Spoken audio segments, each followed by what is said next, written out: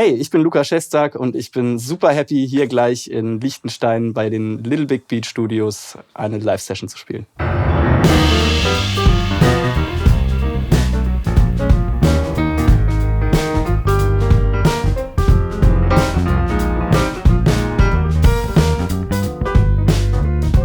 Ich bin ein bisschen überfordert erstmal. Also ich kam rein und es war so, wow.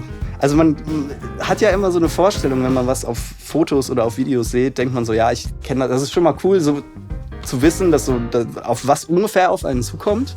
Dass man nicht so völlig ins kalte Wasser irgendwie geschmissen wird. Also ich wusste ungefähr, auf was ich mich einlasse, aber so die Sachen dann nochmal, also das alles so selber mit eigenen Augen zu sehen, ist halt nochmal eine komplett andere Nummer und das ist total krass. Also es ist schön, weil es fühlt sich auch so heimelig irgendwie an und ich glaube, es steht und fällt auch mit den Leuten hier und alle sind mega entspannt und super ungestresst und deswegen fühle ich mich hier einfach total wohl und so dieses ganze Studio, was eigentlich so eines der krassesten ist, wo ich wahrscheinlich, also auf jeden Fall drin war und wo ich wahrscheinlich drin sein werde, ist einfach noch so the cherry on top so mäßig und ja, aber auf jeden Fall ist es auch eine gute Portion Aufregung und so, es ist so erhaben irgendwie alles und so, ja, es fühlt sich so wertvoll und so schön alles an und man will da sich natürlich gut einfügen dann mit seiner Musik so.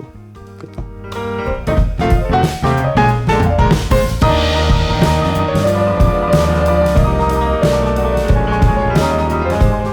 Wie bin ich hierher gekommen? Gute Frage. Weiß ich gar nicht genau. Doch, eigentlich schon. Eigentlich hat Guy, mein lieber Manager, hat mir einfach, glaube ich, irgendwann, ist schon ein paar Monate her, hat geschrieben, hey, ich kenne hier einen super coolen Typ, den Little in Liechtenstein, wo ich auch bis dato, glaube ich, nur mal durchgefahren bin oder so.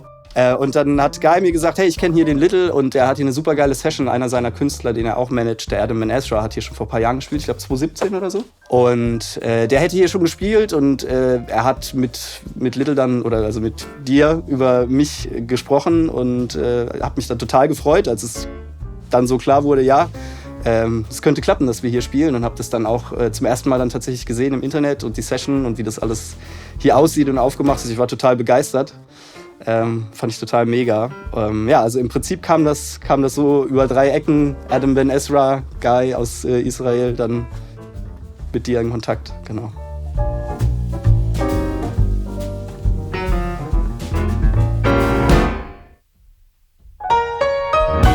Nico Stampf habe ich kennengelernt an der Popper, also an der Popakademie bei uns in Mannheim. Ich glaube, Nico hat ein Jahr nach mir angefangen und es war gerade eine Zeit, wo ich mit meinem alten Schlagzeuger, der ist in eine andere Stadt gezogen. Und ich war so ein bisschen auf Dating-Suche sozusagen und hab so geguckt, wer hätte noch Bock mit mir Musik zu machen und so. Und ich glaube, es war dort so vom Proberaum draußen oder so, wo wir uns einfach mal über den Weg gelaufen sind. Und ich hatte schon gehört, dass er so Richtung Jazz auch so ein bisschen macht. So an der Poppe gibt es da relativ, ist, sage ich mal, der Kreis von Leuten, die sich auch so im Jazz gut auskennen, doch eher begrenzt und so. Und über ihn hat man gesagt, ey, er hatte auch so Erfahrungen und so. Und dann habe ich ihn einfach angesprochen, sind wir ins Gespräch gekommen und ja, ist auch schon ein paar Jährchen her. Also wir machen jetzt echt schon ein paar Jahre Musik zusammen. Aber bin ich auf jeden Fall sehr froh, dass das so gekommen ist.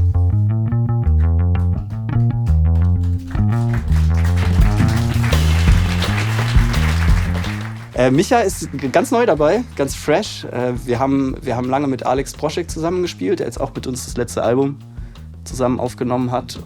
Ja, Micha habe ich auch über unsere Uni kennengelernt tatsächlich. Der Bassdozent dort hat mir so ein paar Empfehlungen gegeben und dann habe ich Micha einfach angerufen und wir haben uns jetzt, ich glaube, ja, so viel haben wir noch gar nicht. So knapp ein Jahr oder so haben wir jetzt zusammen Musik gemacht so. Und auch da ist bei mir immer so das Thema, weil ich mich nie so richtig entscheiden kann, welches Genre. Ich brauche immer jemanden, der Kontrabass und E-Bass spielt und auch auf beides Bock hat und so. Und Micha macht das beides super und dann haben wir uns mal zusammengesetzt und geprobt und hat gut geklappt. Ja, und jetzt sind wir so zu dritt unterwegs. Genau.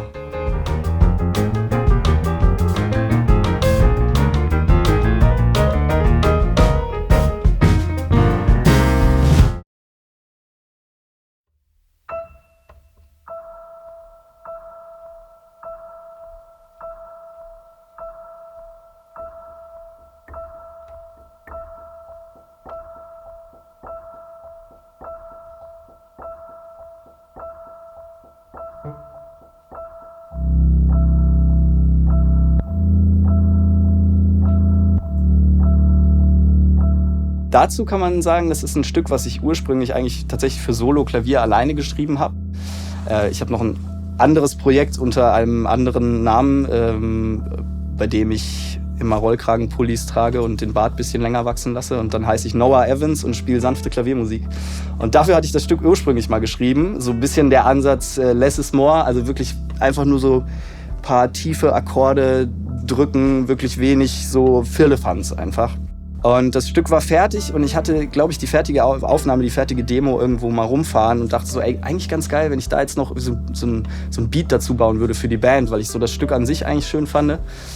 Und habe dann eigentlich so mehr oder weniger zu Hause einfach so was drumherum gebastelt um das fertige Stück und habe gemerkt, ey, das gefällt mir eigentlich auch echt gut. Das bringt nochmal so eine neue Ebene rein, die vorher bei der Solo-Nummer halt nicht da war. Und viele der Sachen, die ich da eingebaut habe, waren so repetitiv auch, die so immer wieder kommen. Und als es dann drum ging, das live umzusetzen, habe ich gedacht, eigentlich optimal für eine Loopstation so der Track, weil halt die Sachen kann ich halt direkt am Anfang einloopen, die dann so die ganze Zeit durchlaufen. Und dann auch eben die Effekte zu benutzen, die man da so, die ich in der Produktion benutzt habe. Also ein bisschen versuchen, hey, was kann ich noch so, wie kann ich noch so das, was die Produktion tatsächlich ausmacht bei dem Stück, irgendwie auf die Bühne bringen. Und ja, das versuchen wir so mit der Loopstation halt so gut wie möglich da so ranzukommen an den Ursprungsgedanken.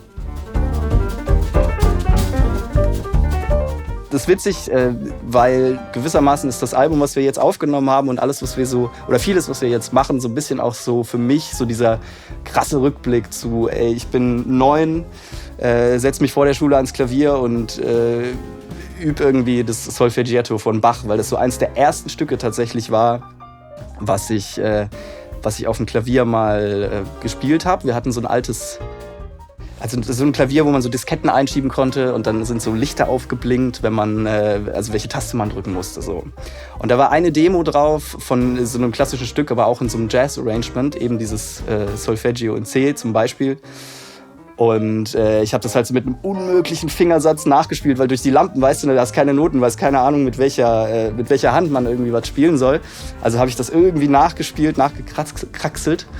Und habe es dann zu meiner Klavierlehrerin gebracht und die war so, oh Gott, oh je, nee, wir müssen hier nochmal, vergiss alles, was du gemacht hast.